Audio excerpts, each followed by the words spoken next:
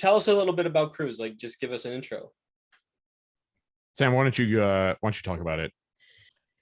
Um, I guess a couple of years ago, let me start over. Me and Mark went to college together, and we've both sort of been in the industry in different capacities ever since then. But neither of us had done a lot of sort of narrative work of our own before. And a few years ago, we thought, let's try it. Let's do something. And the next conversation is, what can we do? And that led to, what can we shoot in one room? And then we thought, what would be something fun that would happen in one room? And beyond the sort of practical reasons for making it, I think that we're both really drawn to the sort of what ifs and the sort of there's so much in the world that we take for granted, and then when you think about it, you're like, what, why is that like that?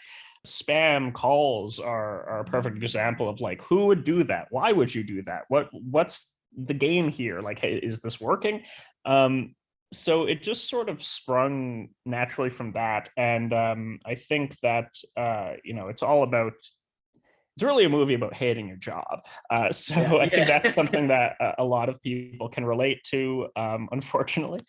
And it sort of just came together, and it was a lot of fun. Great. Were there any films that inspired the movie? I would say, I don't know about specific films, to be honest, but certainly filmmakers. There's a lot of Terry Gilliam in there, specifically Brazil, I would say. Just in that kind of Kafkaesque, awful bureaucratic kind of environment. We took inspiration also from Burn After Reading, just in terms of like the look. A lot of the stuff what Sam was saying is not necessarily based on a particular movie, or it's more like the filmmakers and the looks that they've crafted that we kind of like took inspiration from, and then presented it in the short itself. Fair enough. Yeah, I got you there. I can see both of those aspects of both of those films in there for sure. So one of the things that I noticed when I was watching it, and I really want to know if this was on purpose or not, because the way it comes together is so fantastically beautiful, is the idea that you've got this dark office setting, just tonally just morose, right?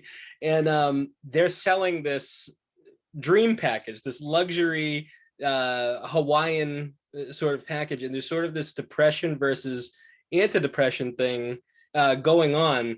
And I was wondering, was that part of the deal with, like, were you thinking of like, where's the best escapism on this end? Or we definitely liked the contrast of it, and there is something, we didn't have to do a lot because it's a real thing that happens to people. And it is funny how we live in this world where you regularly get calls with what sounds like on paper should be amazing news, and your reaction is just like, oh God, no. So that's that.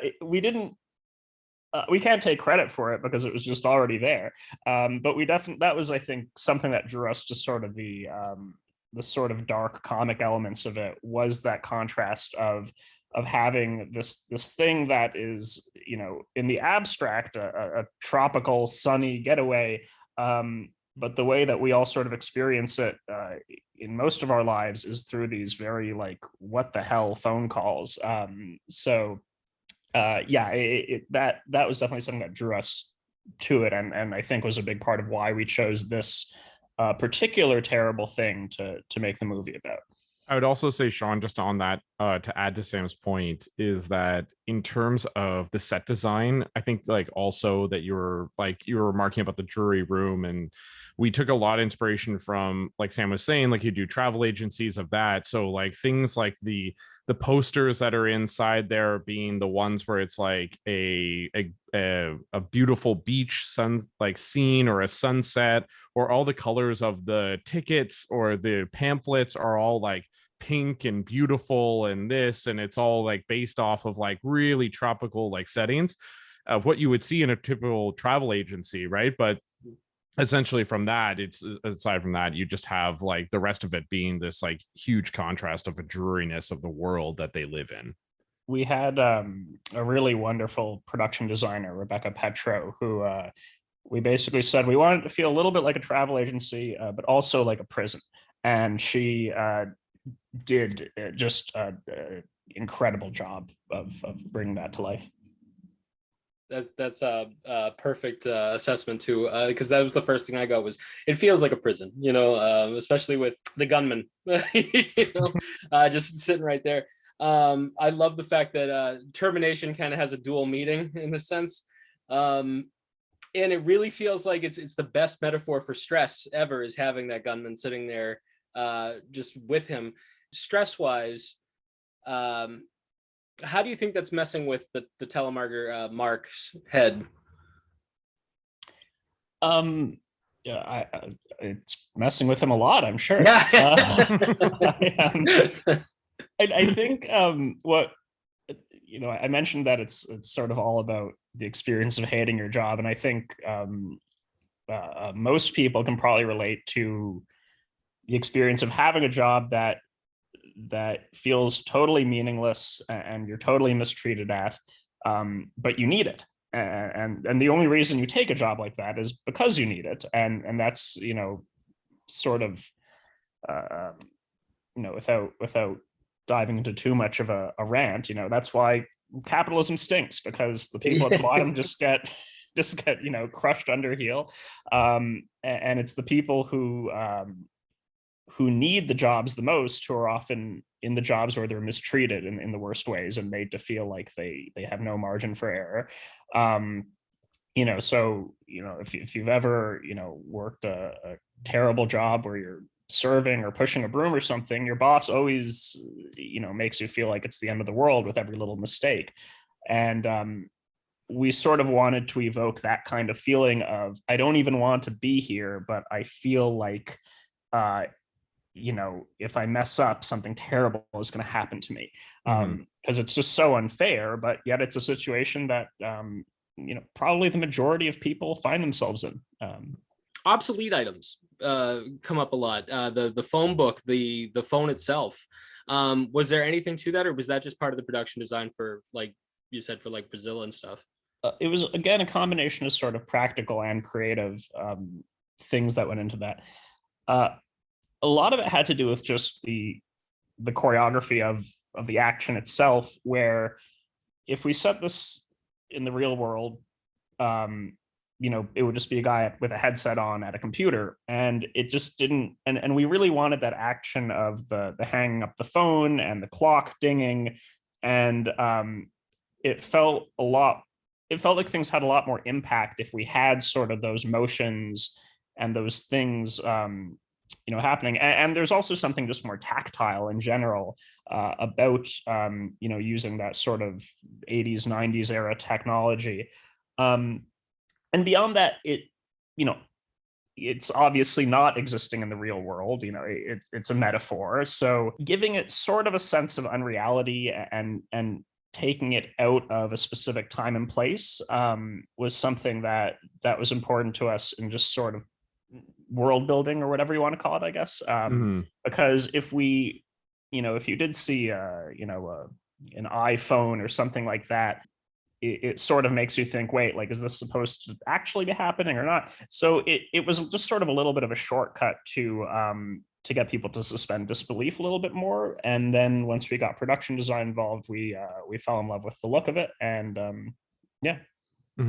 Especially the clock. The clock was like a key aspect that me and Sam went back on probably, I don't know, maybe 20, 30 times of what is the right clock. And then eventually what we settled on was kind of a mixture of practical element and digital element to make it work of that. So it really helped in terms of, for example, you'll see the people who are watching it, there's kind of this like dark red writing or numbers that kind of pop up on the clock. And as they do that, it really gets a sense of adding to the dread, and that really helps like create the world and create it be more fantastical in terms of what Sam was saying. It really kind of separates it, is that it's like you immediately identify with like, all right, he's only got X amount of chances in terms of this.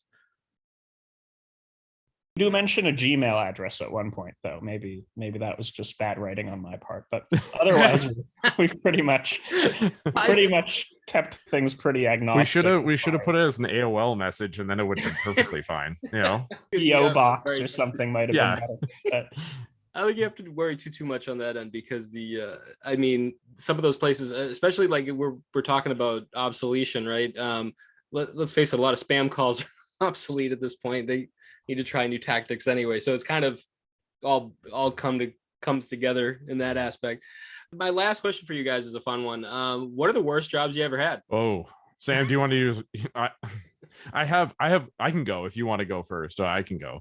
You can go first. I had one summer where I call it like my worst summer ever, where I basically worked 8 or 9 of the worst jobs you could possibly imagine, and it would be because I worked for an employment agency. They would send me out on different things. So every 2 weeks I'd complete the job and they'd send me out to something else, which got worse and worse as the summer went on. So it started out working for an aviation company and basically moving boxes from one small store to the next, literally next store over that. It was like dreadful and boring. And then it was doing landscaping, and then it was doing dishwashing, and then it was doing like any type. And I worked a little bit of telemarketing, and it was just basically like I got every single worst job over in one particular summer. Mine was also a summer job. When I was maybe 18, I grew up in New York, and I had a job selling comedy tickets in Times Square, which was, I mean, just being in Times Square is like existing inside of a headache, and having to approach strangers and try and sell them stuff was really not my cup of tea. So yeah, that would probably take the cake.